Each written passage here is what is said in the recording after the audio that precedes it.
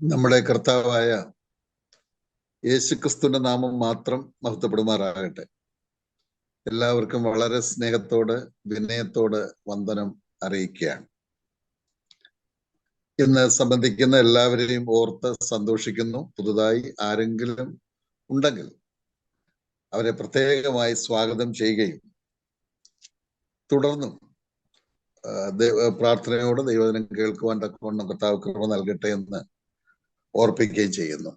ശാരീരികമായ ക്ലേശങ്ങൾ ഉള്ളവരെ നമുക്ക് ഓർക്കാം. വിശേഷാല് സാമ്പ്രദർ പൂർണ്ണമായിട്ട് ബെറ്റർ ആയിട്ടില്ല.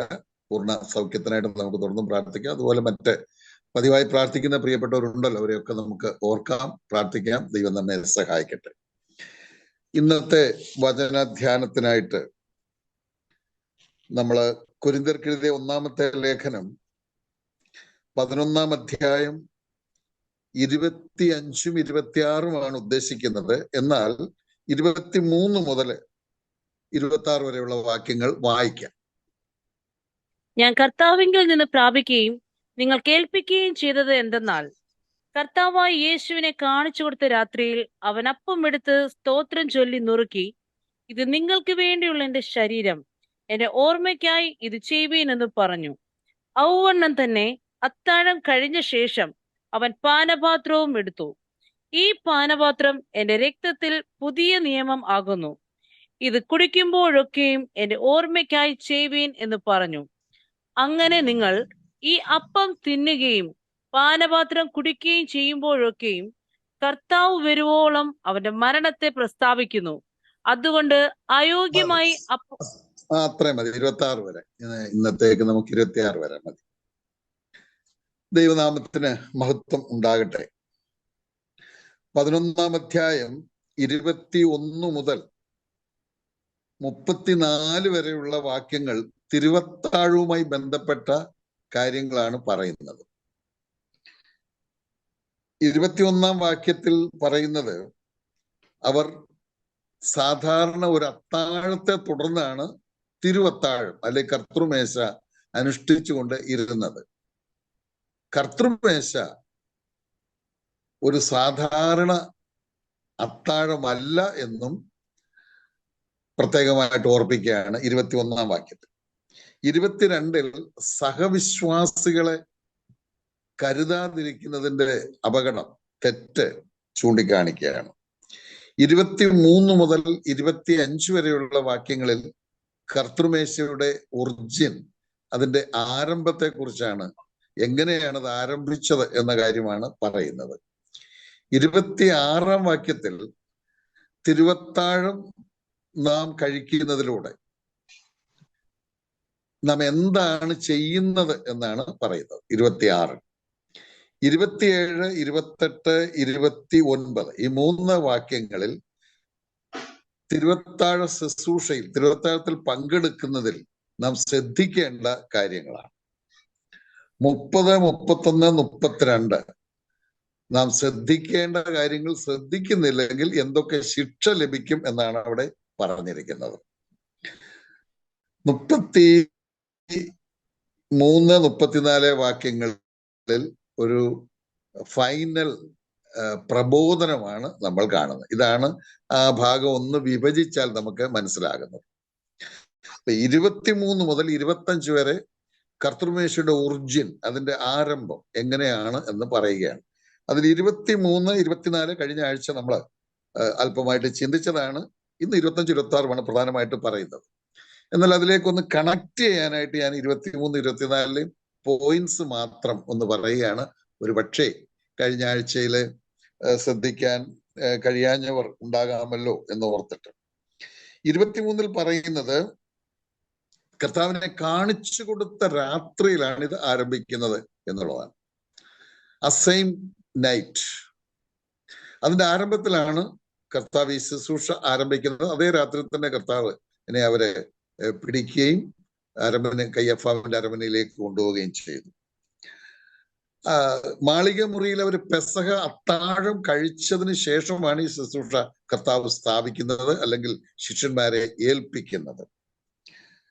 അവിടെ അപ്പം എടുത്ത സ്തോത്രം ചൊല്ലി നുറുക്കിയാണ് അവർക്ക് കൊടുക്കുന്നത് എന്ന് നാം വായിച്ചു. അപ്പം എടുത്ത് സ്തോത്രം ചൊല്ലി. നാം ഓർക്കുകയുണ്ടായി, ഇവിടെ സ്തോത്രം ചൊല്ലി എന്ന് പറഞ്ഞിരിക്കുന്നതിന് പകരം മത്തായി, മർക്കോസ്, ലൂക്കോസ് ഈ സുവിശേഷങ്ങളിൽ വാഴ്ത്തി എന്നാണ് പറഞ്ഞിരിക്കുന്നത്. കൊരിന്ത്യ ലേഖനത്തിൽ തന്നെ 10-ാം അധ്യായം 16-ാം വാക്യത്തിൽ നാം അനുഗ്രഹിക്കുന്ന എന്നാണ് പറഞ്ഞിരിക്കുന്നത്. എന്നാൽ ഇവിടെ സ്തോത്രം ചൊല്ലി എന്നാണ്. ഈ 4 സ്ഥലത്തും മൂലഭാഷയിൽ ഒരേ പദമാണ് ഉപയോഗിച്ചിരിക്കുന്നത് എന്ന് നാം ഓർക്കുകയുണ്ടായി.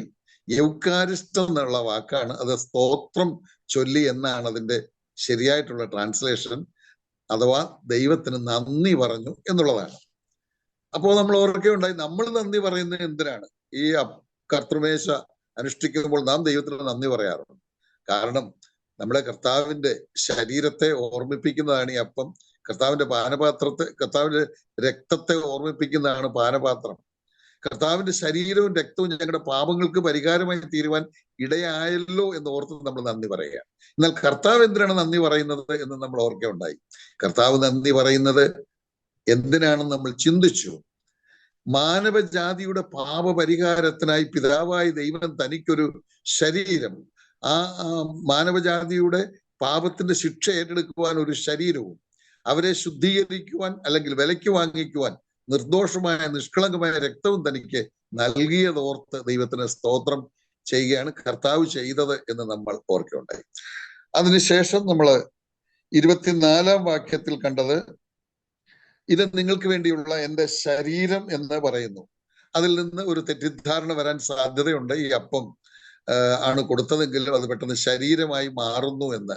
എന്നാൽ നാം ചിന്തിച്ചു, അങ്ങനെ ഒരു മാറ്റം ഉണ്ടാകുന്നില്ല എന്നുള്ളതിന്റെ തെളിവ് ഒന്ന്, കർത്താവ് ആ സമയത്ത് തകർക്കപ്പെട്ടിട്ടില്ല, മുറിവേറ്റിട്ടില്ല, ക്രൂശിക്കപ്പെട്ടിട്ടില്ല. കർത്താവിന്റെ ശരീരം അവിടെ തന്നെ ഉണ്ട്.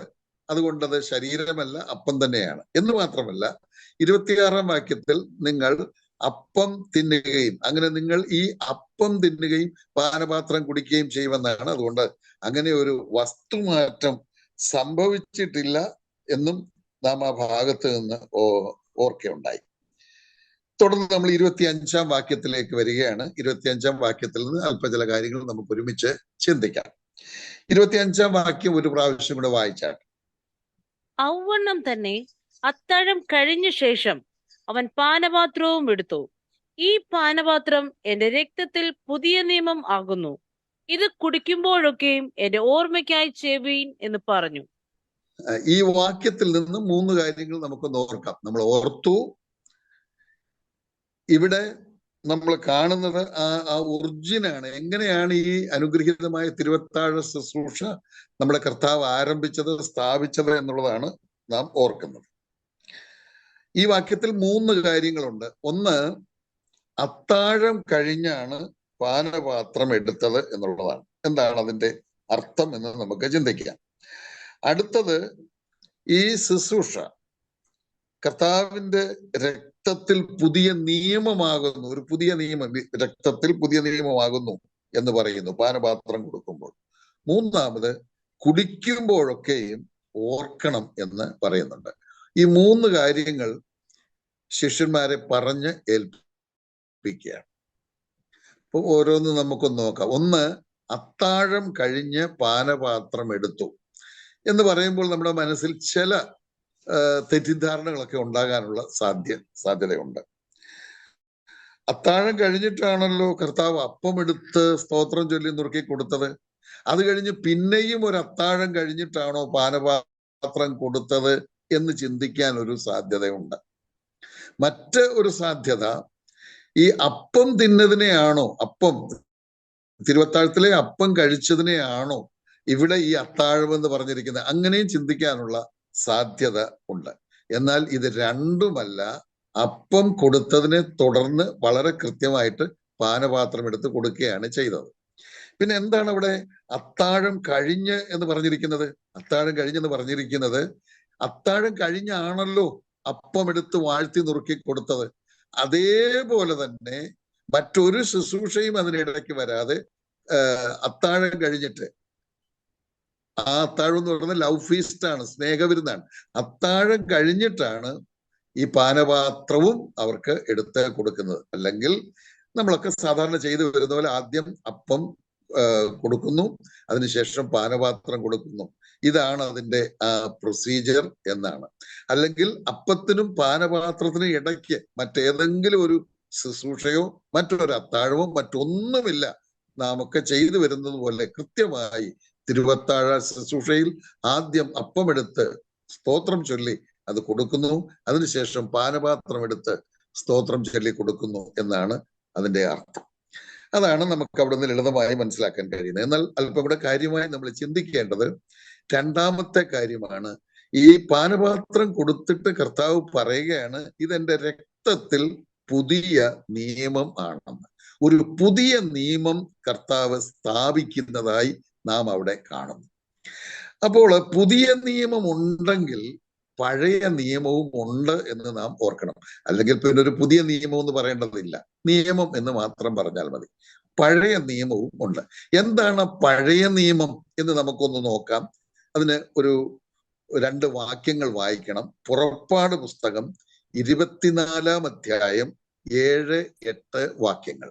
പുറപ്പാട് 24-ന്റെ 7-8 വായിക്കുമ്പോൾ പഴയ നിയമം എന്താണെന്ന് അവിടെ സൂചിപ്പിച്ചിട്ടുണ്ട്. വായിക്കാം. അവൻ നിയമപുസ്തകം എടുത്ത് ജനം കേൾക്കെ വായിച്ചു. യഹോവ കൽപ്പിച്ചതൊക്കെയും ഞങ്ങൾ അനുസരിച്ച് നടക്കുമെന്ന് അവർ പറഞ്ഞു. അപ്പോൾ മോശ രക്തമെടുത്ത് ജനത്തിന്മേൽ തളിച്ചു. ഈ സകല വചനങ്ങളും ആധാരമാക്കി യഹോവ നിങ്ങളോട് ചെയ്തിരിക്കുന്ന നിയമത്തിന്റെ രക്തം ഇതാ എന്ന് പറഞ്ഞു. മതി മതി. ആശയം ഇതാണ്. മോശ ചെയ്ത ഒരു കാര്യമാണ് അവിടെ നമ്മൾ കാണുന്നത്. മോശ നിയമപുസ്തകം എടുത്ത് വായിച്ച് കേൾപ്പിച്ചു എന്നാണ് പറയുന്നത്. നിയമപുസ്തകം എന്ന് പറയുന്നത് തിരുവെഴുത്തിലെ ബൈബിളിലെ ആദ്യത്തെ 5 പുസ്തകങ്ങളെയാണ് നിയമപുസ്തകം എന്ന് പറയുന്നത്. ഉൽപ്പത്തി, പുറപ്പാട്, ലേവ്യ, സംഖ്യ, ആവർത്തനം. പഴയ നിയമത്തെ മുഴുവനും വേണമെങ്കിലും നിയമപുസ്തകം എന്ന് പറയാം, ബൈബിളിനെ മുഴുവൻ വേണമെങ്കിലും നിയമപുസ്തകം എന്ന് പറയാം. പക്ഷെ ഇവിടെ മോശ പറഞ്ഞിരിക്കുന്നത് ഈ ആദ്യ 5 പുസ്തകങ്ങളാണ്. അപ്പൊ ഈ പുസ്തകം അവരെ വായിച്ചു കേൾപ്പിച്ചു. അവരെന്തൊക്കെ ചെയ്യണം, എന്തൊക്കെ ചെയ്യരുത് എന്നുള്ള കാര്യങ്ങളൊക്കെ ആ പുസ്തകത്തിൽ രേഖപ്പെടുത്തിയിട്ടുണ്ട്. നമുക്കറിയാം 10 കൽപ്പനയൊക്കെ പുറപ്പാട് പുസ്തകത്തിലാണല്ലോ, 20-ാം അധ്യായത്തിലാണ് കൊടുത്തിരിക്കുന്നത്. അപ്പോൾ അത് വായിച്ച് അവരെ കേൾപ്പിച്ചപ്പോൾ ജനമെല്ലാം പറഞ്ഞു, ഇസ്രായേൽ ജനം, ദൈവത്തിന്റെ ജനം, അവർ പറഞ്ഞു, ഞങ്ങൾ ഈ വചനം അനുസരിച്ച് ജീവിക്കും, വചനം അനുസരിച്ച് നടക്കും എന്ന് അവരൊരു തീരുമാനമെടുക്കുകയാണ്. അവർക്ക് അതിലൊക്കെ അബദ്ധങ്ങൾ പറ്റി, പരാജയം പറ്റിയെന്ന് നമുക്കറിയാം. പക്ഷെ അവരൊരു തീരുമാനമെടുത്തു, ഞങ്ങൾ ഈ വചനം അനുസരിച്ച് ജീവിക്കും, വചനം അനുസരിച്ച് നടക്കും എന്ന്. ഈ സമയത്ത് മോശ രക്തമെടുത്ത് അവരുടെ മേൽ തളിച്ചു എന്നാണ് നമ്മൾ വായിക്കുന്നത്. ഏത് രക്തമാണെന്ന് ചോദിച്ചാൽ യാഗമൃഗത്തിന്റെ രക്തമെടുത്ത് വെച്ചതിൽ ഒരു പങ്ക്, ഒരു ഭാഗം എടുത്തിട്ട് അവരുടെ മേൽ തളിച്ചിട്ട് അവർ പറഞ്ഞ ആ ഉടമ്പടി അവിടെ മുദ്രയിടുകയാണ് ചെയ്തത്, ഉറപ്പാക്കുകയാണ് ചെയ്തത്. അപ്പൊ രക്തത്താല്, പഴയ നിയമത്തിൽ രക്തത്താല് ആ നിയമം ഭദ്രമാക്കുന്ന, സീൽ ചെയ്യുന്ന, മുദ്രയിടുന്ന കാര്യമാണ് നാം അവിടെ കാണുന്നത്. ഇതാണ് പഴയ നിയമം എന്ന് പറയുന്നത്. പക്ഷെ ഇവിടെ ഒരു പുതിയ നിയമമാണ് ഇവിടെ ഉണ്ടാക്കിയിരിക്കുന്നത്. നിയമം, ഉടമ്പടി എന്നൊക്കെ പറയാവുന്ന പദം തന്നെയാണ് ഇവിടെ ഉപയോഗിച്ചിരിക്കുന്നത്. ഇവിടെ പുതിയ ഒരു നിയമം. എന്താണ് പുതിയ നിയമം? നമ്മൾ ഈ ചില പദങ്ങൾ, ചില കാര്യങ്ങളൊക്കെ മനസ്സിലാക്കാനായിട്ട് ഇത് എഴുതിയ ഭാഷയോടൊന്ന് പരിശോധിക്കേണ്ടത് ആവശ്യമാണ്. സാധാരണഗതിയില് നിയമം അഥവാ ഉടമ്പടി എന്നുള്ളതിന് ഉപയോഗിക്കുന്ന വാക്ക് സുന്ദകി എന്നൊരു വാക്കാണ്. 2 പേര് തമ്മിൽ ഉണ്ടാക്കുന്ന ഒരു ഉടമ്പടി, അതിന് സുന്ദകി എന്നാണ് സാധാരണ പറയുക. പക്ഷെ ഇവിടെ ഉപയോഗിച്ചിരിക്കുന്ന വാക്ക് അതല്ല, ഡയാത്തകെ എന്ന് പറയുന്ന ഒരു വാക്കാണ്. അത് ഇംഗ്ലീഷിലെ അക്ഷരം ഇങ്ങനെയാണ് വരുന്നത്, DIATHEKE, ഡയാത്തകെ എന്ന് പറയുന്ന ഒരു പദമാണ് ഉപയോഗിച്ചിരിക്കുന്നത്. അതിന് 4 ആശയങ്ങൾ ഉൾക്കൊണ്ടതാണ്, അല്ലെങ്കിൽ 4 അർത്ഥങ്ങൾ ഉൾക്കൊണ്ടതാണ് ആ പദം. ഏതൊക്കെയാണെന്ന് ഞാൻ ഒന്ന് പറയാം. ഒന്ന്, അത് ഏകപക്ഷീയമായി ഉണ്ടാക്കുന്ന ഒരു ഉടമ്പടിയാണ്. ഏകപക്ഷീയം എന്ന് പറഞ്ഞാൽ നമുക്കറിയാം, സാധാരണ ഉടമ്പടിയൊക്കെ 2 പേര് തമ്മിൽ ഉടമ്പടി ഉണ്ടാക്കുന്നത്. 2 പേരും ഡിസ്കസ് ചെയ്തിട്ട് 2 പേരുടെയും ആലോചനയുടെ അടിസ്ഥാനത്തിലാണ് ഉടമ്പടി ഉണ്ടാക്കുന്നത്. പക്ഷെ ഇവിടെ അങ്ങനെയല്ല, ഏകപക്ഷീയമായി നമ്മുടെ കർത്താവ് ഉണ്ടാക്കിയ ഉടമ്പടിയാണ്. നമ്മളാണ് സെക്കൻഡ് പാർട്ടി, അല്ലെ അതർ പാർട്ടി. നമ്മളോട് പ്രത്യേകിച്ചൊന്നും ആലോചന ചോദിക്കാതെ കർത്താവ് സ്വയം ചെയ്ത ഒരു കാര്യമാണ്, ഉണ്ടാക്കിയ ഒരു ഉടമ്പടിയാണ് ഇത്. ആ ഡയാത്തിക എന്നതിന്റെ ഒരർത്ഥം അതാണ്. രണ്ടാമത്തെ അർത്ഥം എന്ന് പറയുന്നത് ഇത് എതിർകക്ഷിയുടെ നന്മയെ മാത്രം ലക്ഷ്യമാക്കിക്കൊണ്ട് ഉണ്ടാക്കുന്ന ഉടമ്പടിയാണ്. ഒന്നാം കക്ഷി നമ്മുടെ കർത്താവാണ്, രണ്ടാം കക്ഷി നമ്മളാണ്. ഇത് മനസ്സിലാകാൻ വേണ്ടിയാണ് ഒന്നാം കക്ഷിയും രണ്ടാം കക്ഷി എന്നൊക്കെ ഞാൻ പറയുന്നത്. രണ്ടാം കക്ഷി നമ്മളാണ്. നമ്മുടെ നന്മ മാത്രം, മനുഷ്യന്റെ നന്മയെ മാത്രം ലക്ഷ്യമാക്കിക്കൊണ്ട് ഉണ്ടാക്കിയ ഒരു ഉടമ്പടിയാണ് ഇത്. ആ പദത്തിന്റെ അർത്ഥം അതാണ്. മൂന്നാമത്, ഇത് ഒരു വിൽപത്രമാണിത്.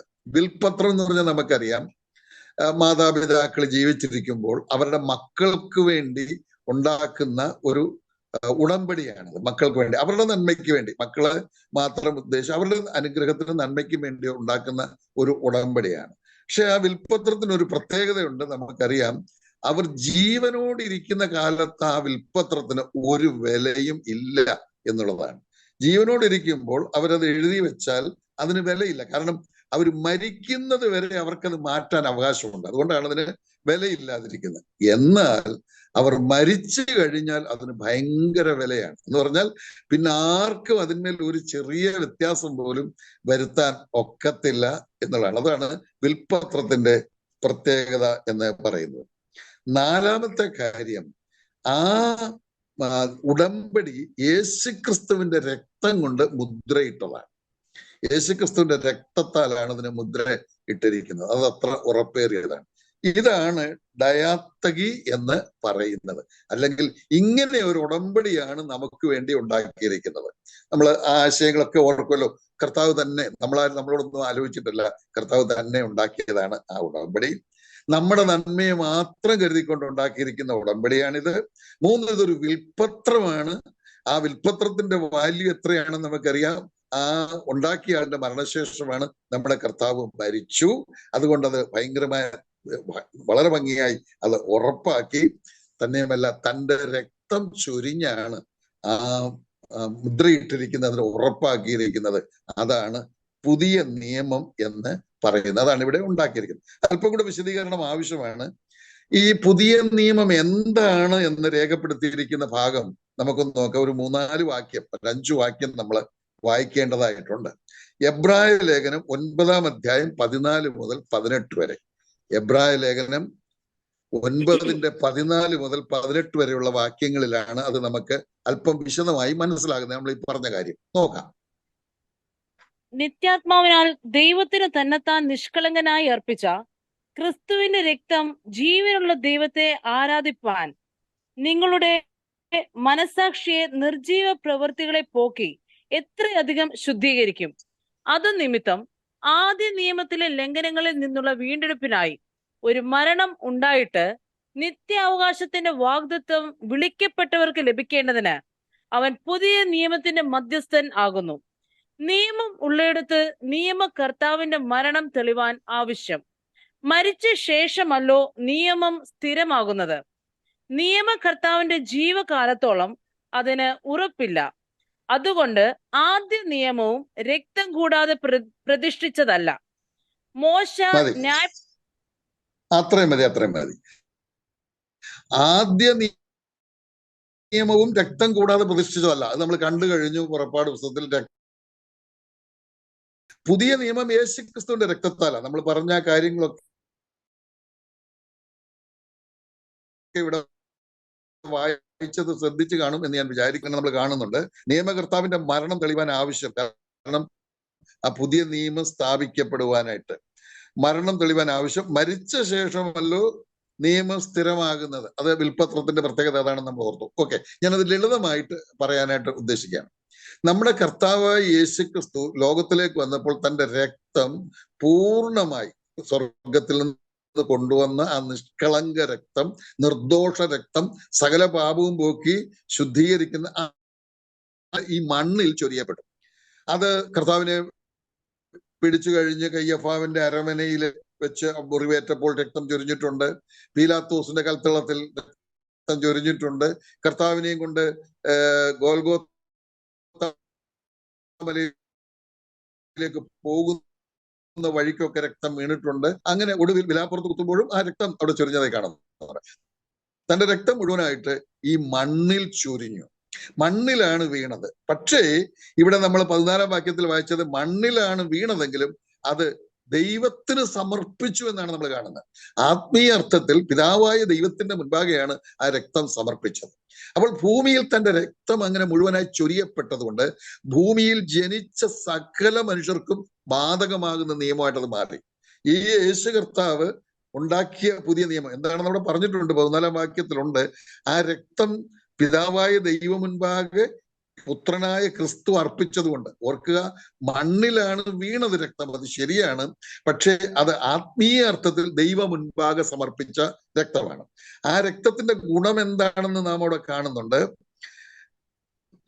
ജീവനുള്ള ദൈവത്തെ, 14-ാം വാക്യത്തിൽ, ജീവനുള്ള ദൈവത്തെ ആരാധിപ്പാൻ തക്കവണ്ണം നിങ്ങളുടെ മനസാക്ഷിയെ നിർജീവ പ്രവൃത്തികളെ പോക്കി എത്ര അധികം ശുദ്ധീകരിക്കും എന്ന് പറഞ്ഞാൽ, ആ രക്തം ആര് വിശ്വസിക്കുന്നു, യേശുക്രിസ്തുവിന്റെ ചൊരിയപ്പെട്ട രക്തം എന്റെ പാപത്തിന്റെ പരിഹാരത്തിനാണെന്ന് വിശ്വസിക്കുന്നവരെ ആ രക്തത്താൽ ശുദ്ധീകരിക്കപ്പെടുന്നു. വിശ്വാസത്താൽ ആ രക്തത്താൽ ആ വ്യക്തി ശുദ്ധീകരിക്കപ്പെടുകയും പിതാവായ ദൈവത്തെ ആരാധിക്കുവാൻ തക്കവണ്ണം യോഗ്യതയുള്ളവരാക്കി തീർക്കുകയും ചെയ്യുന്നു. ഇതാണ് ലളിതമായി പുതിയ നിയമം. ആ രക്തത്താൽ ഉണ്ടാക്കിയ നിയമം അതാ. രക്തം ഭൂമിയിൽ ചൊരിഞ്ഞു, പക്ഷെ അത് ആത്മീയ അർത്ഥത്തിൽ പിതാവിന്റെ സന്നിധിയിലാണ് സമർപ്പിക്കപ്പെട്ടത്. ആ സത്യം ആര് വിശ്വസിക്കുന്നുവോ, ഈ രക്തം എന്റെ പാപപരിഹാരത്തിനാണ് ചൊരിയപ്പെട്ടതെന്ന് വിശ്വസിക്കുന്നുവോ, അങ്ങനെ വിശ്വസിക്കുമ്പോൾ അവർക്ക് സമ്പൂർണ്ണ പാപപരിഹാരം ലഭിക്കുന്നു. അവർ ദൈവമക്കളായി തീരുന്നു, സ്വർഗത്തിന്റെ അവകാശികളായി തീരുന്നു, ദൈവ കുടുംബത്തിലായി തീരുന്നു, വീണ്ടും ജനിക്കുന്നു തുടങ്ങിയുള്ള കാര്യങ്ങളെല്ലാം അവിടെ നടക്കുകയാണ് എന്നുള്ളതാണ്. അത് ആ നിയമമാണ്. ആ നിയമം ഈ രക്തത്താൽ മുദ്രയിട്ടിരിക്കുകയാണ്, ഉറപ്പാക്കിയിരിക്കുകയാണ്. ഇനി ഒരു മാറ്റവും ഇല്ല. പിന്നെ നമ്മൾ താഴെ വായിച്ചൊക്കെ അത്ര ഒരു വിൽപത്രം പോലെ നിയമം ഉണ്ടാക്കിയത് കർത്താവ് ജീവനോട് ഇരിക്കുമ്പോഴാണ്. കർത്താവ് മരിക്കുന്നതിന് മുമ്പാണ് ഈ രക്തം എടുത്ത് പാനപാത്രം എടുത്ത് തന്നുകൊണ്ട് ആ പുതിയ നിയമം ഉണ്ടാക്കിയത്, ആ വിൽപത്രം എഴുതിയത്. പക്ഷേ തന്റെ മരണം സംഭവിച്ചു കഴിഞ്ഞപ്പോൾ അത് അധികം ഉറപ്പായി. ഇനി ഒരു സംശയവുമില്ല.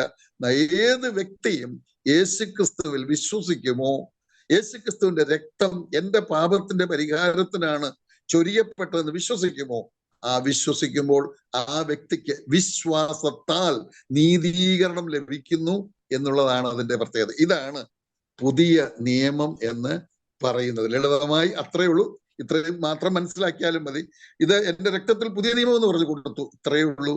തന്റെ രക്തം എന്റെ പാപത്തിന്റെ പരിഹാരത്തിന് ചൊരിയപ്പെട്ടു എന്ന് വിശ്വസിക്കുന്നവർക്ക് പാപമോചനം ലഭിക്കുന്നു, അവർ ശുദ്ധീകരിക്കപ്പെടുന്നു. അതാണ് പുതിയ നിയമം എന്ന് പറയുന്നത്. കർത്താവ് നമ്മെ അതൊക്കെ മനസ്സിലാക്കുവാനായിട്ട് സഹായിക്കട്ടെ. ഇനിയും ഈ നിയമത്തിന് ചില പ്രത്യേകതകളുണ്ട്. ഒരു 1-2 വാക്യം നമുക്ക് വായിക്കുകയും ചെയ്യാം. 1-2 വാക്യങ്ങൾ മാത്രം നോക്കാം. ഈ നിയമത്തിന്റെ പ്രത്യേകതയെ പറ്റി എബ്രായ ലേഖനം 7:22 പറയുന്നത് ഇത് വിശേഷതയേറിയ നിയമമാണെന്നാണ് പറഞ്ഞിരിക്കുന്നത്. വിശേഷതയേറിയ നിയമം. ആ വാക്യം ഒന്ന് വായിക്കാം. എബ്രായർ 7:22. ആണ കൂടാതെയല്ല എന്നതിന് ഒത്തവണ്ണം വിശേഷമേറിയ നിയമത്തിന് യേശു ഉത്തരവാദിയായി തീർന്നിരിക്കുന്നു. മതി. നോക്കുക, ഈ നിയമം വിശേഷതയേറിയതാണ് എന്ന് പറഞ്ഞാല് നമുക്ക് സാധാരണ ഒരു മനുഷ്യന് ചിന്തിക്കാനോ മനസ്സിലാക്കാനോ കഴിയുന്നതല്ല. ഒരു മനുഷ്യന് അനേക പാപങ്ങൾ ചെയ്തെന്നിരിക്കട്ടെ, ആർക്കും ക്ഷമിക്കാൻ കഴിയാത്ത പാപം ചെയ്തിരിക്കട്ടെ, എത്ര കഠിനമായിക്കൊള്ളട്ടെ ആ പാപം, പക്ഷേ അവൻ വിശ്വാസത്താൽ അല്ലെ വിശ്വസിക്കുമ്പോൾ യേശുക്രിസ്തു ചൊരിയപ്പെട്ട രക്തം ഈ അനേക പാപങ്ങൾക്ക് അല്ലെ എന്റെ ഈ കഠിനമായ പാപങ്ങൾക്ക്, ആർക്കും ക്ഷമിക്കാൻ കഴിയാത്ത പാപത്തിന് പരിഹാരം എന്ന് പറയുമ്പോൾ അവന് പാപമോചനം കിട്ടുന്നു എന്ന് പറയുന്നത് വിശേഷതയേറിയ ഒരു കാര്യമാണ്. അതുമാത്രമല്ല, നമ്മൾ എത്രയോ പാപങ്ങൾ ചെയ്തിരിക്കുന്നു. നാം രക്ഷിക്കപ്പെടുന്നതിന് മുൻപ് എത്രയോ പാപങ്ങൾ നമുക്ക് എണ്ണാനൊന്നും കഴിയില്ല. അത്രമാത്രം പാപങ്ങൾ ചെയ്തിരിക്കുന്നു. പക്ഷേ കർത്താവേ, ഞാനൊരു പാപിയാണ്, എന്റെ പാപം ക്ഷമിക്കണമേ, അതിനാണല്ലോ അങ്ങ് മരിച്ചത് എന്ന് വിശ്വസിക്കുമ്പോൾ ആ ആളിന് പാപമോചനം ലഭിക്കുക. എല്ലാം ഒന്നും എണ്ണിപ്പറയേണ്ട, എല്ലാത്തിന്റെയും കണക്ക് പറയേണ്ട, ഒന്നും വേണ്ട. ഞാൻ പാപിയാണെന്ന് മാത്രം കർത്താവിന്റെ മുൻപിൽ സമ്മതിച്ച് ഏറ്റുപറയുമ്പോൾ പാപമോചനം ലഭിക്കുന്നു. എന്തൊരു നിയമോ! ആ നിയമം അങ്ങനെയാണ് ഉണ്ടാക്കിയിരിക്കുന്നത്. അതൊരു വിശേഷത ഏറിയ നിയമമാണ്. അടുത്ത വാക്യം വായിക്കുന്നില്ല, അത് പറഞ്ഞു പോകാം. എബ്രായ ലേഖനം 13:20 പറയുന്നത് ഇത് നിത്യ നിയമമാണെന്നാണ്. നിത്യ നിയമം എന്നാണ് പറഞ്ഞിരിക്കുന്നത്. നമുക്കറിയാം പഴയ നിയമം നിത്യ നിയമം ആയിരുന്നില്ല.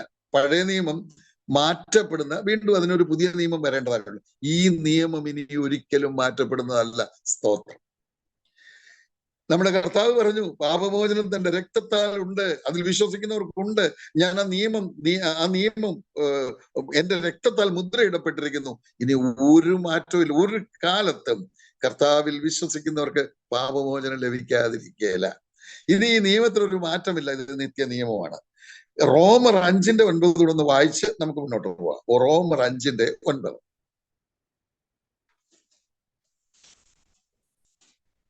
റോമർ 5:9. അവന്റെ രക്തത്താൽ നീതീകരിക്കപ്പെട്ട ശേഷമോ നാം അത്രയും മതി. അവനാൽ അത്രയും മതി. നമുക്ക് അത്യാവശ്യം മാത്രം ഓർത്ത് പോകാമെന്ന് വിചാരിക്കാം. അവന്റെ രക്തത്താൽ നീതീകരണം. ഇതാണ് പുതിയ നിയമം. രക്തത്താൽ നീതീകരിക്കപ്പെടുന്നു. അതിന് നമ്മൾ നീതീകരണത്തിന്റെ അർത്ഥം കുറെ കൂടെ മനസ്സിലാക്കിയിട്ടുണ്ട്. പാപമോചനം, നീ പാപമൊക്കെ ചെയ്തു, അതെല്ലാം ഞാൻ ക്ഷമിച്ചിരിക്കുന്നു എന്ന് പറയുന്നതിന് അപ്പുറമാണ് ഈ നിയമത്തിന്റെ മനോഹരത. കണ്ടു. നീതീകരണം എന്ന് പറയുന്നത് നീ പാപമേ ചെയ്തിട്ടില്ലെന്ന് ഡിക്ലെയർ ചെയ്യുന്ന. അതൊക്കെ നമ്മൾ നേരത്തെയൊക്കെ പലപ്പോൾ ചിന്തിച്ചിട്ടുണ്ട്. എന്തുകൊണ്ടാണെന്ന് ചോദിച്ചാൽ, നമ്മൾ ചെയ്ത പാപം മുഴുവൻ കർത്താവ് എടുത്ത് തന്റെ ചുമലിൽ വെച്ചു. നമ്മിൽ നിന്ന് പാപം മുഴുവൻ അങ്ങ് എടുത്തു. അതിന്റെ ശിക്ഷ താൻ സഹിക്കുകയാണ്. അങ്ങനെയാണ് നമ്മളെ പാപമില്ലാത്തവരെന്ന് പ്രഖ്യാപിക്കുന്നത്. എന്ന് മാത്രമല്ല, നാം രക്ഷിക്കപ്പെടുമ്പോൾ നമ്മുടെ ജന്മപാപവും കർമ്മപാപവും ഒരുപോലെ ക്ഷമിച്ചുകൊണ്ട് യേശുക്രിസ്തുവിന് തുല്യരായി നമ്മളെ മാറ്റുകയാണ്. ആ രക്തത്താലുള്ള നീതീകരണം അതാണ്. എത്ര മഹത്വമേറിയ ഒരു നിയമമാണ് പുതിയ നിയമം. തന്നത് ഓർത്ത് നമുക്ക് ദൈവത്തെ സ്തുതിക്കാം. പാനപാത്രത്തിൽ നിന്ന് കുടിക്കുമ്പോൾ ആ കാര്യമാണ് നമ്മൾ ഓർക്കുന്നത്. ഈ വിശേഷതയേറിയ നിയമം നമുക്ക് കർത്താവ് ഈ ഉടമ്പടി ഉണ്ടാക്കി തന്നല്ലോ എന്നുള്ളതാണ്. ആ വാക്യത്തിൽ നിന്ന് 25-ാം വാക്യത്തിൽ ഒരു കാര്യം കൂടെ ചിന്തിക്കാനായിട്ടുള്ളത്, കുടിക്കുമ്പോഴൊക്കെയും എന്റെ ഓർമ്മയ്ക്കായി ചെയ്യുവീനെന്നാണ്. കുടിക്കുമ്പോഴൊക്കെയും എന്റെ ഓർമ്മയ്ക്കായി ചെയ്യും. ഈ വാക്യം അനേകരും തെറ്റിച്ചു പറയുന്നത് നമ്മൾ കേട്ടിട്ടുണ്ടാവും.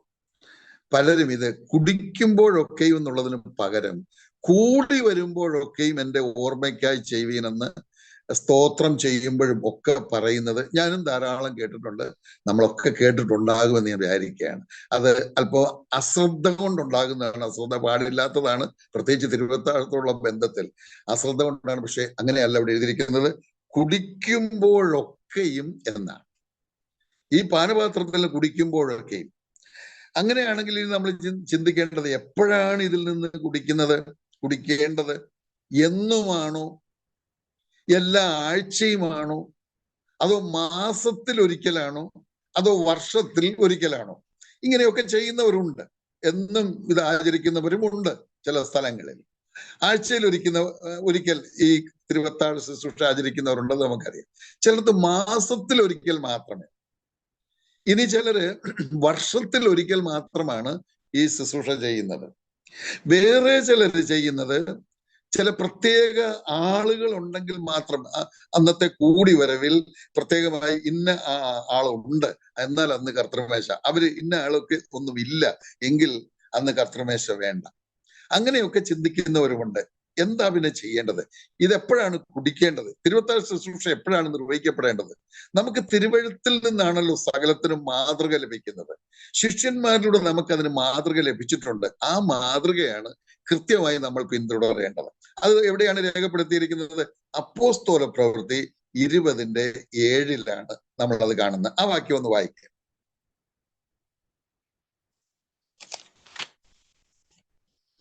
ആഴ്ചവട്ടത്തിന്റെ 1-ാം ദിവസത്തിൽ ഞങ്ങൾ അപ്പം നുറുക്കുവാൻ കൂടി വന്നപ്പോൾ പൗലോസ്.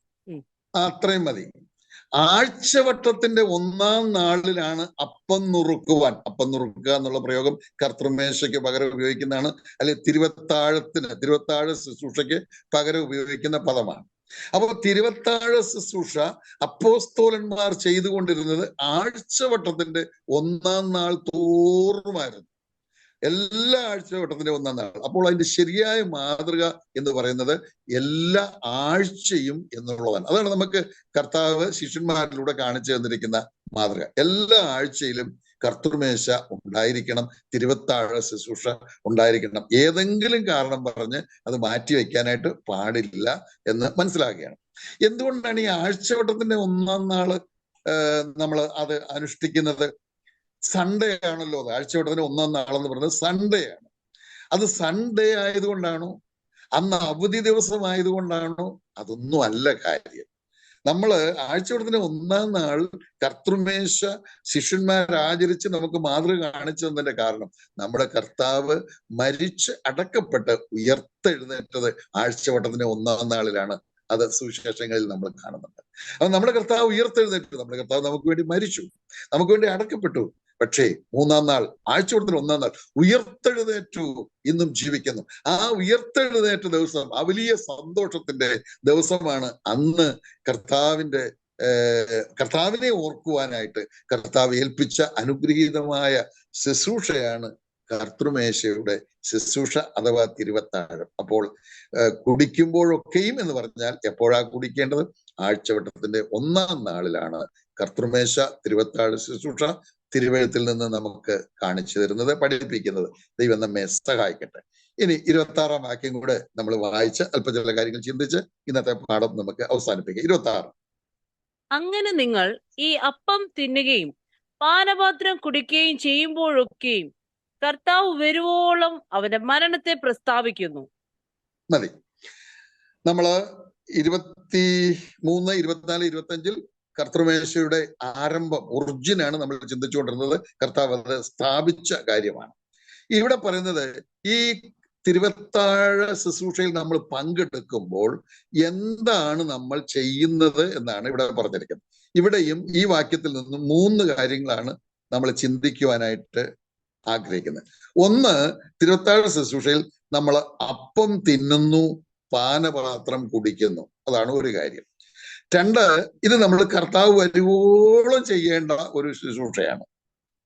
അതാണ് 2ാമത്തെ കാര്യം. 3ാമത്തേത്, ഈ ശുശ്രൂഷയിലൂടെ നമ്മൾ ചെയ്യുന്നത് മരണത്തെ പ്രസ്താവിക്കുന്നു എന്നുള്ളതാണ്. ഈ ശുശ്രൂഷയിലൂടെ നമ്മൾ മരണത്തെ പ്രസ്താവിക്കണം. ഈ 3 കാര്യങ്ങൾ വളരെ വേഗം ഒന്ന് ചിന്തിച്ച് നമുക്ക് അവസാനിപ്പിക്കാം എന്ന് വിചാരിക്കുകയാണ്. അപ്പൊ 1, തിരുവത്താഴ ശുശ്രൂഷയിൽ നമ്മൾ അപ്പം തിന്നുകയും പാനപാത്രം കുടിക്കുകയും ചെയ്യുന്നു. ഇവിടെ പലപ്പോഴും നമ്മൾ കാണുന്ന ഒരു കാര്യം, അപ്പം നമ്മുടെ മുൻപിലേക്ക് വരുമ്പോൾ പലരും അത് ഒരു പൊടിക്കോളമാണ് കൂടുതൽ പേരും എടുക്കുന്നത്. പൊടിക്കോളം ചിലപ്പോൾ കയ്യിൽ പറ്റിയെന്നിരിക്കത്തില്ല, അത് നാക്കയിലിട്ടാൽ നാക്കയിൽ അറിയത്തില്ല, അത് ഭക്ഷിക്കാൻ ഇല്ലതാൻ. ചിലരേറെ എടുക്കുന്നവരും ഉണ്ടാകാം. അവിടേക്ക് പോകുന്നതിന് പകരം ഞാൻ ഈ ഭാഗം മാത്രം പറഞ്ഞു. അപ്പോൾ ഇവിടെ അപ്പം തിന്നുകയും എന്നാണ് പറഞ്ഞിരിക്കുന്നത്. അതിൽ നിന്ന് നമ്മൾ മനസ്സിലാക്കേണ്ടത് വളരെ കൃത്യമായി നമുക്ക് വായിൽ അറിഞ്ഞ് ഭക്ഷണം പോലെ ഇറക്കത്തക്കവണ്ണമുള്ള ഏറ്റവും ചെറിയ ഒരു കഷ്ണമാണ് നമ്മൾ എടുക്കേണ്ടത്. അല്ലാതെ ഭയപ്പെട്ട് പേടിച്ച്, നമ്മൾ ഭയം വേണം, ഭയത്തോടു കൂടെ വേണം കർത്തൃമേശയിൽ സംബന്ധിക്കാൻ, അതൊക്കെ നമുക്കറിയാവുന്ന കാര്യമാണ്. ആ പേടിയിൽ ഇത് എടുക്കുന്നതിൽ ഭയപ്പെട്ടിട്ട് ഒരു നുള്ളി എടുക്കുക ചിലരുടെ കയ്യിൽ പറ്റത്തുപോലുമില്ല, ഒരു പൊടിക്കോളം ചിലർക്ക് കാണും. അങ്ങനെയല്ല, അപ്പം തിന്നുകയും എന്നായതുകൊണ്ട് നമ്മുടെ നാവിൽ അറിഞ്ഞ് തൊണ്ടയ്ക്ക് നിന്ന് അകത്തേക്ക് ഇറങ്ങത്തക്കവണ്ണം ഉള്ള ഭക്ഷിച്ചു എന്ന് ബോധ്യപ്പെടത്തക്കവണ്ണം ഉള്ള ഒരു ചെറിയ പീസാണ് കഴിക്കേണ്ടത് എന്ന് പ്രത്യേകം ഓർക്കുക. അതുപോലെ തന്നെ പാനപാത്രമൊക്കെ ഇപ്പോൾ ഈ കൊറോണ വന്ന ശേഷം നമ്മളെല്ലാം അധികം സ്ഥലത്ത് സെപ്പറേറ്റ് കപ്പാണ്, ഒരേ കപ്പിൽ നിന്നാണ് അതിന് മുമ്പ് കുടിച്ചുകൊണ്ടിരുന്നത്. ഇപ്പോഴും അങ്ങനെയുള്ള ഒരുപക്ഷെ ഉണ്ടാകും. പക്ഷെ അധിക സ്ഥലത്തും കൊറോണ വന്നതോടുകൂടെ ചെറിയ കപ്പുകളിൽ ഒഴിച്ചു വെച്ചിരിക്കുകയാണ്. അതുകൊണ്ട് ആരും കുറഞ്ഞു പോകത്തില്ല, ന്യായമായി കുടിക്കാനുള്ളത് അത് ഉണ്ട്. പക്ഷെ ഒരു സമയത്ത് നേരത്തെയൊക്കെ ഞാൻ കണ്ടിട്ടുണ്ട്, അത് ഇതുപോലെ സിപ്പ് ചെയ്യാനായിട്ട് ചുണ്ടയിൽ വെച്ചാൽ ചുണ്ടയിൽ പറ്റുമോ എന്നറിയത്തില്ല. അത് പോരാ, കുടിക്കാനും വേണ്ടി ഉണ്ടായിരിക്കണം. കുടിക്കണമെന്നാണ് പറഞ്ഞിരിക്കുന്നത്. അപ്പൊ ഒന്നാമത് ഇവിടെ നമ്മൾ മനസ്സിലാക്കേണ്ടത് അപ്പം തിന്നുകയും കുടിക്കുകയും ചെയ്യണം. തിന്നാനും കുടിക്കാനും മാത്രം നമ്മൾ അതിൽ നിന്ന് എടുക്കണം. പിന്നീട് ആ ഭാഗത്ത് നിന്ന് മനസ്സിലാക്കേണ്ട മറ്റൊരു കാര്യം, ഇത് രണ്ടും രണ്ടായിട്ട് വേണം ചെയ്യാനെന്നുള്ളതാണ്. അപ്പവും പാനപാത്രവും വേറെ വേറെയാണ് വേണ്ടത്. കർത്താവ് സ്ഥാപിച്ചപ്പോൾ അങ്ങനെ ആദ്യം അപ്പം കൊടുത്തു, പിന്നെ പാനപാത്രം കൊടുത്തു. അങ്ങനെ പറയാൻ കാരണം ഞാൻ എന്തുകൊണ്ടാണ് അത് ഇപ്പൊ എടുത്തു പറയുന്നത് ചോദിച്ചാൽ, ഇത് രണ്ടും ഒന്നിച്ച് കഴിക്കുന്ന ഒരു രീതിയുണ്ട്. പാനപാത്രത്തിൽ മുക്കി അപ്പം കഴിക്കുന്ന രീതി, അല്ലെങ്കിൽ രണ്ടും കൂടെ അപ്പം വായില് വെച്ചു കൊടുത്ത ശേഷം പാനപാത്രം അവിടെ വായിലേക്ക് വീഞ്ഞൊഴിച്ചു കൊടുക്കുന്ന രീതി, ഇതൊക്കെ ചിലടത്തൊക്കെ ഉണ്ട്. അങ്ങനെയല്ല, ഇവിടുന്ന് വളരെ കൃത്യം അപ്പം തിന്നുകയും, കർത്താവ് ഏൽപ്പിച്ചപ്പോൾ ആദ്യം അപ്പം എടുത്ത് വാഴ്ത്തി നുറുക്കി കൊടുത്തു, പിന്നീട് പാനപാത്രം എടുത്തു കൊടുത്തു. അപ്പൊ അതുപോലെ അപ്പം പാനപാത്രവും രണ്ടായി തന്നെ, രണ്ട് ഭാഗമായി തന്നെ അത് ചെയ്യേണ്ടതാണ് എന്ന് പ്രത്യേകം ഓർക്കണം. അതിന് ഒരു കാര്യം കൂടെ നമ്മൾ പഠിക്കാനായിട്ട് ശ്രമിച്ചാൽ, നമ്മുടെ കർത്താവിന്റെ ശരീരത്ത് നിന്ന് രക്തം മുഴുവൻ വേർപെട്ടു എന്നുള്ളത് നമ്മൾ ഓർക്കണം. അത് ക്രൂശിൽ നമ്മൾ കാണുന്നുണ്ട്. ഒരു പടയാളി വിലാപ്പുറത്ത് കുത്തുമ്പോൾ രക്തവും പിന്നെ വെള്ളം ഒഴുകി, ഇനി ആ ശരീരത്ത് ഒട്ടും രക്തം ശേഷിക്കുന്നില്ല. അപ്പോൾ ആ ശരീരത്തിൽ നിന്ന് പൂർണ്ണമായി രക്തം വേർപെട്ടു, ഒട്ടും രക്തം ഇനി അവിടെ ശേഷിക്കുന്നില്ല. അപ്പോൾ ശരീരവും രക്തവുമായി വേറെ മാറി. അതുകൊണ്ട് തന്നെ അപ്പവും പാനപാത്രവും രണ്ടായി തന്നെ, രണ്ടു ഭാഗമായി തന്നെ ചെയ്യേണ്ടതാണ് എന്ന് ഓർപ്പിച്ച് ഞാൻ അവിടെ നിന്ന് മുൻപോട്ട് പോവുകയാണ്. രണ്ടാമതായിട്ട് അവിടെ പറഞ്ഞിരിക്കുന്ന കാര്യം, കർത്താവ് വരും വരെ ചെയ്യണം എന്നുള്ളതാണ്. എന്ന് വരെയാണ് ഇത് ചെയ്യേണ്ടത്? കർത്താവ് വരുന്നത് വരെയാണ്. ആ പ്രയോഗത്തിൽ നിന്ന് നമുക്ക് മനസ്സിലാക്കാൻ കഴിയുന്ന ഒരു കാര്യം, ഇത് മരണത്തെ പ്രസ്താവിക്കുന്നതാണെന്ന് കൂടെ വായിക്കുന്നുണ്ടല്ലോ. അപ്പോൾ ഒന്ന്, കർത്താവ് ഒരിക്കൽ വന്നു എന്നിത് ഓർപ്പിക്കുന്നുണ്ട്. ഈ കർത്തൃമേശയിൽ സംബന്ധിക്കുമ്പോൾ ഒരിക്കൽ കർത്താവ് വന്നു, നമുക്ക് വേണ്ടി മരിച്ചു, അടക്കപ്പെട്ടു, ഉയർത്തെഴുന്നേറ്റ്, ആ ഓർമ്മ നമുക്ക് തരുന്നുണ്ട്. മറ്റൊന്ന്, കർത്താവ് ഇനിയും വരും എന്ന അതിമനോഹരമായ ഒരു ചിന്തയും ഇതിനകത്തുണ്ട് എന്നുള്ളതാണ്. അതാണ് വരും വരെ ചെയ്യണം എന്ന് പറഞ്ഞിരിക്കുന്നത്. 1-ാം നൂറ്റാണ്ടിൽ മാത്രം ചെയ്യേണ്ട ഒരു കാര്യമല്ല. അന്ന് ശിഷ്യന്മാരെ കേൾപ്പിച്ചു, അന്ന് ശിഷ്യന്മാർ ചെയ്യേണ്ടതായിരുന്നു, അല്ലെങ്കിൽ ആ ആദിമ നൂറ്റാണ്ടിലുള്ളവരൊക്കെ. പിന്നീട് അത് ചെയ്തില്ലെങ്കിലും കുഴപ്പമില്ല, അത് നിസ്സാരമായി ചിന്തിക്കുന്നവരെ ഉണ്ടാവാം. അങ്ങനെയല്ല, കർത്താവ് വരുന്നത് വരെ ആ ശുശ്രൂഷ തുടരണം എന്നുള്ളതാണ്. അത് ആ വരുവോളം എന്ന, കർത്താവ് വരും വരെ വരുവോളം എന്നുള്ളതിൽ നമ്മൾക്ക് കാണാൻ കഴിയുന്ന ഒരു സത്യമാണ്. മൂന്നാമത്തെ ഒരു കാര്യം എന്ന് പറയുന്നത്, ഒന്നാമത് ഒരിക്കൽ വന്നുവെന്നും ഇനി വരുമെന്നും ഓർപ്പിക്കുന്നു. 2, 1-ാം നൂറ്റാണ്ടിൽ മാത്രം ചെയ്യേണ്ടതല്ല, ഇത് കർത്താവ് വരുന്നത് വരെയും നിരന്തരമായി ചെയ്യേണ്ടതാണ്. മൂന്നാമത് ഒരു ചിന്ത അവിടെ നമുക്ക് ലഭിക്കുന്നത്, ഈ കർത്തൃമേശ എന്ന് പറയുന്നത് നമുക്കൊരിക്കലും മടുപ്പുണ്ടാക്കുന്ന ഒന്നല്ല. നമ്മൾ പല കാര്യങ്ങളും നമ്മൾ ആവർത്തി ചെയ്യുമ്പോൾ ഒരു മടുപ്പ് വരും. അത് കുറെ ചെയ്യുമ്പോൾ അതിനകത്ത് എൻ്റെ ഒരു താല്പര്യം കുറഞ്ഞു പോവുക, അത് സ്വാഭാവികമാണ്. പല കാര്യങ്ങളും നമ്മൾ ചെയ്യുന്ന ചില കാര്യങ്ങളൊക്കെ ഉണ്ടല്ലോ, ആവർത്തി ചെയ്യുമ്പോൾ നമുക്കൊരു മടുപ്പ് വരും, ഒരു താല്പര്യക്കുറവ് വരുന്നതാണ്. പക്ഷേ കർത്തൃമേശയുടെ ഒരു പ്രത്യേകത എന്ന് പറയുന്നത്, ഒരിക്കലും അതിനൊരു മടുപ്പ് വരുന്നില്ല. എന്ന് പറഞ്ഞാൽ, ശരിക്കും ആത്മാർത്ഥമായി കർത്താവിനെ ആരാധിക്കുന്ന, അതിന്റെ സന്തോഷം അനുഭവിക്കുന്ന, അതിന്റെ നന്മയും അനുഗ്രഹവും അനുഭവിക്കുന്നവർ ആ ഒരു ആഴ്ചവട്ടത്തിന് 1-ാം നാൾ കർത്താവിനെ ആരാധിച്ച് മടങ്ങുമ്പോൾ, ആരാധിച്ചിറങ്ങുമ്പോൾ അടുത്ത ദിവസത്തിന് വേണ്ടി കാത്തിരിക്കും. അടുത്ത ആഴ്ചവട്ടത്തിന്റെ 1-ാം നാളിന് വേണ്ടി കൊതിയോടെ കാത്തിരിക്കും. അതങ്ങനെയാണ് അതിന്റെ സിസ്റ്റം. ഒരിക്കലും മടുപ്പ് വരികയില്ല. ഇത് പറയുമ്പോൾ ആർക്കെങ്കിലും, നമ്മളിത് കേൾക്കുന്നവരിൽ ആരും ഉണ്ടാവില്ല. കാരണം ദൈവത്തെയും ദൈവവചനത്തെയും വളരെ സ്നേഹിക്കുന്ന, കർത്താവിനെ കർത്താവ് ആഗ്രഹിക്കുന്ന നിലയിൽ ആരാധിക്കുന്ന, കർത്തൃമേശ അനുഷ്ഠിക്കുന്ന ദൈവമക്കളാണ് ഇതിൽ സംബന്ധിക്കുന്നത്. എന്നാൽ ഇത് തുടർന്ന് ആരെങ്കിലും ഒക്കെ കേൾക്കുമ്പോൾ, ഒരുപക്ഷെ നമ്മൾ യൂട്യൂബിലൊക്കെ പോസ്റ്റ് ചെയ്തൊക്കെ കേൾക്കുമ്പോൾ അവർക്കൂടെ പ്രയോജനമായി തീരട്ടെ എന്ന് ഓർപ്പിച്ചുകൊണ്ട് ഞാൻ ഇങ്ങനെ പറയട്ടെ, ആർക്കെങ്കിലും അങ്ങനെ മടുപ്പ് തോന്നുന്നുണ്ടോ? ഇതെല്ലാ ആഴ്ചയും വേണോ എന്നൊരു ചിന്ത വരുന്നുണ്ടോ? അങ്ങനെ വരുന്നെങ്കിൽ ആത്മാർത്ഥമായി കർത്താവ് ആഗ്രഹിക്കുന്ന നിലയിൽ കർത്താവിനെ ആരാധിക്കുകയോ കർത്തൃമേശയിൽ സംബന്ധിക്കുകയോ ചെയ്യുന്നില്ല എന്നുള്ളതാണ്. ആ ദൈവസന്നിധിയിൽ നാം ഇരുന്ന് ഹൃദയപൂർവ്വം കർത്തൃമേശയിൽ സംബന്ധിക്കുമ്പോൾ നാം അനുഭവിക്കുന്ന ഒരു പ്രത്യേക സന്തോഷമുണ്ട്, പ്രത്യേക ഒരു അനുഗ്രഹമുണ്ട്. നമുക്കത് ആ സമയം എത്രയോ വിശിഷ്ടമാണെന്ന് തോന്നും. അതിനായിട്ട് നമ്മൾ കാത്തിരിക്കും, കൊതിക്കും. അത് കർത്തൃമേശയുടെ തിരുവത്താഴത്തിന്റെ മറ്റൊരു പ്രത്യേകതയാണ്. അത് വരും വരെയും ചെയ്യുവാൻ നമ്മൾ ഓരോരുത്തരെ സംബന്ധിച്ച്, നമ്മൾ കർത്താവിന്റെ വരവ് വരെ ജീവിച്ചിരിക്കുമോ നമുക്ക് അറിഞ്ഞുകൂടാ. ഇല്ലെങ്കിൽ നമ്മുടെ മരണം വരെ അത് അനുഷ്ഠിക്കുവാൻ, നമ്മൾ എത്ര ആരോഗ്യക്കുറവ് വന്നാൽ പോലും നമ്മൾ സഭായോഗത്തിൽ സംബന്ധിപ്പാനും തിരുവത്താഴ ശുശ്രൂഷ സംബന്ധിപ്പാനും നമ്മൾ ഉദിക്കുകയാണ്. അതാണ് അതിന്റെ ഒരു അനുഗ്രഹം എന്ന് പറയുന്നത്. മറ്റ് ഒരു കാര്യം കൂടെ ഞാൻ അതോടുള്ള ബന്ധത്തിൽ ഓർക്കുകയുണ്ടായി. നമ്മളെ വന്ന് കർത്താവ് ചേർത്ത് കഴിഞ്ഞാൽ പിന്നെ കർത്തൃമേശയില്ല, പക്ഷെ കർത്താവിനെ നമ്മൾ ആരാധിക്കും. കർത്താവിനെ നമ്മൾ ആരാധിക്കുന്ന പലപ്പോഴും നമ്മൾ ചിന്തിച്ചിട്ടുണ്ട്. വെളിപ്പാട് പുസ്തകം 4-5 അധ്യായം വായിക്കുമ്പോൾ അവിടെ കാണാൻ കഴിയും, ത്രിയേക ദൈവത്തിന്റെ പിതാവും പുത്രനും പരിശുദ്ധാത്മാവും അവിടെ ഉണ്ട്. അതിന് ചുറ്റും 24 മൂപ്പന്മാര് 7 വർഷം നിരന്തരമായി ആരാധിക്കുന്നതായി നമ്മളവിടെ കാണുന്നു. ഒരു മടുപ്പുമില്ല,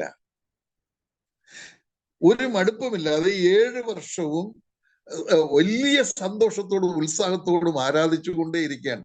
അത് ദൈവത്തെ ആരാധിക്കുന്നവർക്ക് ലഭിക്കുന്ന ഒരു മഹാഭാഗ്യവും സന്തോഷവുമാണ്. എത്ര തന്നെ സ്തുതിച്ചാലും മഹത്വപ്പെടുത്തിയാലും ആരാധിച്ചാലും ഒരു വിരക്തിയില്ല എന്ന് ഉള്ളത്. ഇതെല്ലാം ഈ കർത്താവ് വരുവോളം എന്ന ചിന്തയിൽ ഉള്ളടങ്ങിയിരിക്കുന്ന കാര്യമാണെന്ന് ഓർപ്പിച്ചുകൊണ്ട് മൂന്നാമത്തെ കാര്യത്തിലേക്ക് പോവുകയാണ്. അത് അല്പം വിശാലമായി ചിന്തിക്കേണ്ട കാര്യമാണ്. അടുത്തത് മൂന്നാമതായിട്ട് ആ വാക്യത്തിൽ കാണുന്നത്, ഈ ശുശ്രൂഷയിലൂടെ നാം എന്താണ് ചെയ്യുന്നത്? നാം കർത്താവിന്റെ മരണത്തെ പ്രസ്താവിക്കുകയാണ്. കർത്താവിന്റെ മരണത്തെ പ്രസ്താവിക്കുകയാണ്. എപ്പോഴാണ് പ്രസ്താവിക്കുന്നത്? നാം അപ്പം തിന്നുമ്പോൾ കർത്താവിന്റെ മരണത്തെ നാം ആ പ്രവൃത്തിയിലൂടെ പ്രസ്താവിക്കുകയാണ്. അപ്പം തിന്നുന്ന ആ പ്രവൃത്തിയിലൂടെ കർത്താവിന്റെ മരണത്തെ പ്രസ്താവിക്കുന്നു. പാനപാത്രം കുടിക്കുമ്പോഴും അപ്പോഴും നമ്മൾ കർത്താവിന്റെ മരണത്തെയാണ് പ്രസ്താവിക്കുന്നത്. എന്താണ് നമ്മൾ ഈ അപ്പം തിന്നുകയും പാനപാത്രം കുടിക്കുകയും ചെയ്യുമ്പോൾ ചെയ്യേണ്ടത് എന്നത് ഇവിടെ ഉള്ളടക്കം ചെയ്തിട്ടുണ്ട്. മരണത്തെ പ്രസ്താവിക്കുന്ന ഒരു ശുശ്രൂഷ എന്ന് പറയുമ്പോൾ, അപ്പം തിന്നുമ്പോൾ നാം കർത്താവിന്റെ കഷ്ടാനുഭവങ്ങളെയും മരണത്തെയും നാം ഓർക്കണം. പലപ്പോഴും നമ്മൾ ചിന്തിച്ചിട്ടുള്ളതാണെങ്കിൽ ഒരു വാക്യം ഒന്ന് വായിച്ച് അവിടെ നിന്ന് ചില കാര്യങ്ങൾ വേഗം പറയാം എന്ന് ഞാൻ വിചാരിക്കുകയാണ്. ലേവ്യ പുസ്തകം 2:4 ഒന്ന് വായിക്കാം. ലേവ്യ 2:4.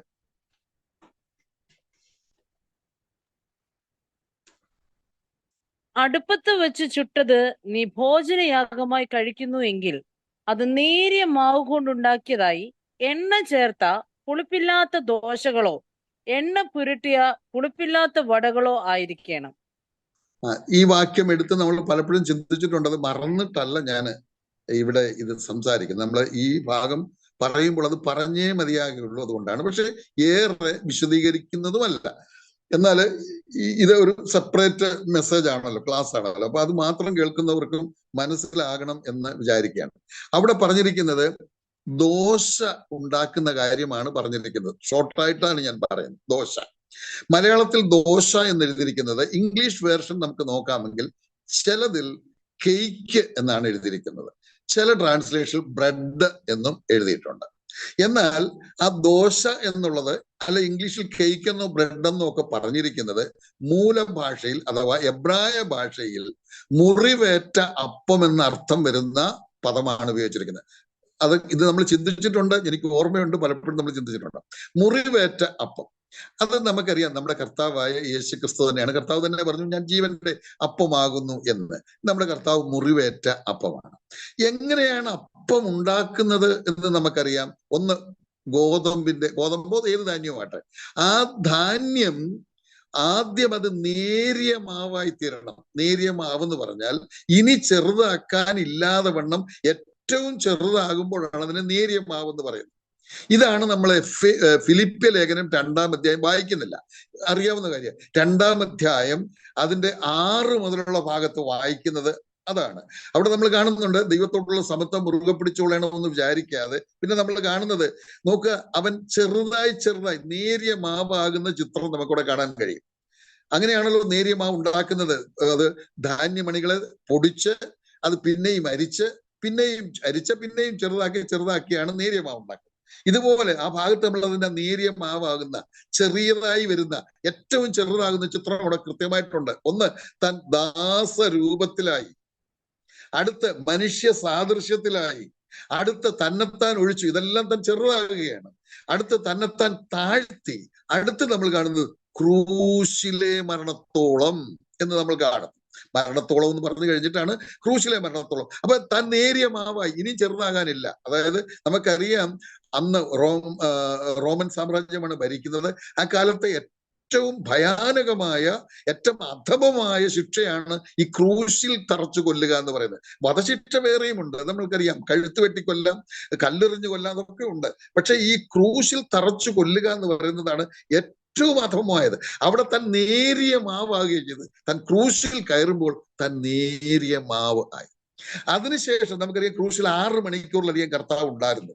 അതിൽ ആദ്യത്തെ 3 മണിക്കൂർ കഴിയുമ്പോൾ തീച്ചൂളയിലേക്ക് വെക്കുന്നത് പോലെ, ഈ നേരിയ മാവിനെ തീച്ചൂളയിൽ വെക്കുന്ന പോലെ, അല്ലെങ്കിൽ ഓവനിൽ വെക്കുന്ന പോലെ, അല്ലെങ്കിൽ ബോർമയിൽ വെക്കുന്ന പോലെ കർത്താവിനെ ദൈവത്തിന്റെ കോപത്തിന്റെ തീച്ചൂളയിലേക്ക് പോകുന്നതായി കാണാം. ഓവന്റെ വാതിലടയ്ക്കുന്നു, അല്ലെങ്കിൽ ചൂളയുടെ വാതിലടയ്ക്കുന്നു, ബോർമയുടെ വാതിലടയ്ക്കുന്നു. അതാണ് സൂര്യൻ അന്ധകാരമായി എന്ന് പറയുന്നത്. പിന്നെ നടക്കുന്നത് ദൈവത്തിന്റെ കോപത്തിന്റെ തീച്ചൂളയിൽ താൻ വെന്തെറിയുന്നത് നമ്മൾ ഒരു മനുഷ്യർക്ക് കാണാൻ കഴിയില്ല. മനുഷ്യരൊക്കെ ചെയ്തത് തന്നെ ഭയങ്കരമാണ്, പക്ഷെ അതിൽ എത്രയോ ഭയങ്കരമാണ് ആ സമയത്ത് ആ 3 മണിക്കൂർ താൻ അനുഭവിക്കുന്നത്. അതാണ് അടുപ്പത്ത് വെച്ച് ചുട്ടതെന്ന് പറഞ്ഞിരിക്കുന്നത്. ആദ്യം നേരിയ മാവായി, പിന്നെ അടുപ്പത്ത് വെച്ച് ചുട്ടു. അടുപ്പ് ഓവൻ എന്നാണ് എഴുതിയിരിക്കുന്നത്. അപ്പൊ ആ ഓവനകത്തേക്ക് വെച്ചു, വാതിലടച്ചു.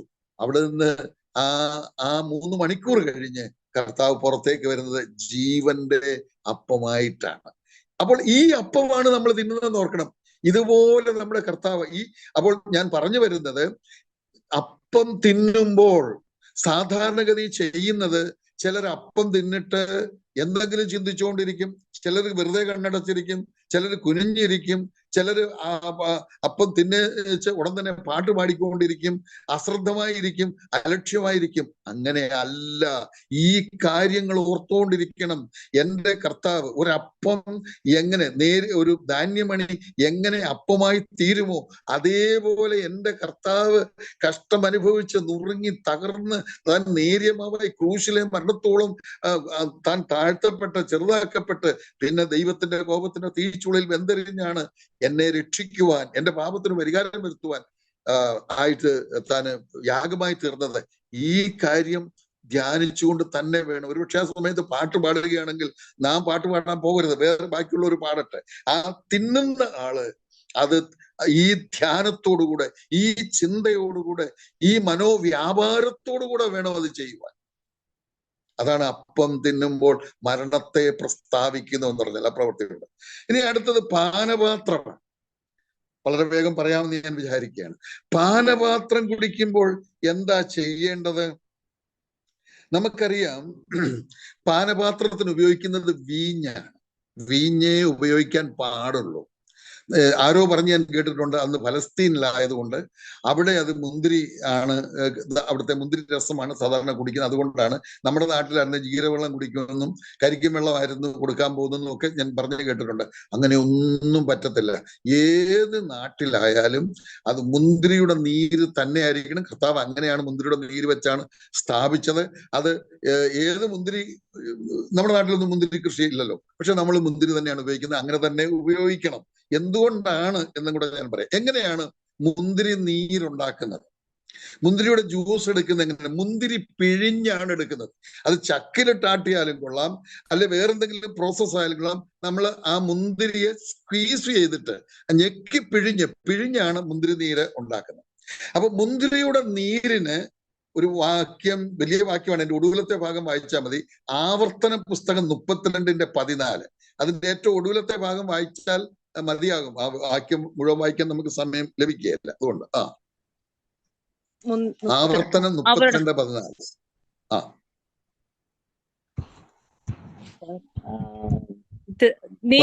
ദ്രാക്ഷാരക്തമായ വീഞ്ഞു കുടിച്ചു. ദ്രാക്ഷാരക്തമായ വീഞ്ഞ്, മുന്തിരിക്ക് മലയാളത്തിൽ നമ്മൾ മുന്തിരി എന്ന് പറയും. തമിഴിലും എൻ്റെ അറിവനുസരിച്ച് തെലുങ്കിലും ദ്രാക്ഷ എന്നാണ് മുന്തിരി പറയുന്നത്. അപ്പൊ മുന്തിരിയുടെ നീരിനെ അവിടെ വിളിച്ചിരിക്കുന്നത് ദ്രാക്ഷയുടെ രക്തമെന്നാണ്. ദ്രാക്ഷയുടെ രക്തം എടുക്കുന്നത് എങ്ങനെയാണ്? അത് സ്ക്വീസ് ചെയ്തിട്ടാണ്, പിഴിഞ്ഞാണ് എടുക്കുന്നത് എന്ന് നമ്മളവിടെ കാണുന്നു. അപ്പോൾ നമ്മൾ ഓർക്കേണ്ട ഒരു കാര്യമുണ്ട്. ആരാണ് ദ്രാക്ഷ? കർത്താവ് തന്നെ പറഞ്ഞു, ഞാൻ സാക്ഷാൽ മുന്തിരി വള്ളിയാണ്, ഞാനാണ് സാക്ഷാൽ മുന്തിരി. അപ്പോൾ മുന്തിരി സ്ക്വീസ് ചെയ്തിട്ടാണ്, പിഴിഞ്ഞാണ് ഈ മുന്തിരി നീരെടുക്കുന്നത്. അത് തന്നെയാണ് നമ്മുടെ കർത്താവിന്റെ മരണത്തിൽ സംഭവിച്ചത് എന്ന് നമ്മൾ ഓർക്കണം. പിഴിഞ്ഞ് എടുക്കുകയാണ്. കർത്താവിന്റെ മരണത്തിന്റെ നിഴൽ കാണിക്കാനായി നമ്മള് യാഗങ്ങളോടുള്ള ബന്ധത്തിൽ ഒരു വാക്യമുണ്ട്. ആ വാക്യം വായിക്കണം. അത് ലേവ്യ പുസ്തകം 1:15. ലേവ്യ 1:15.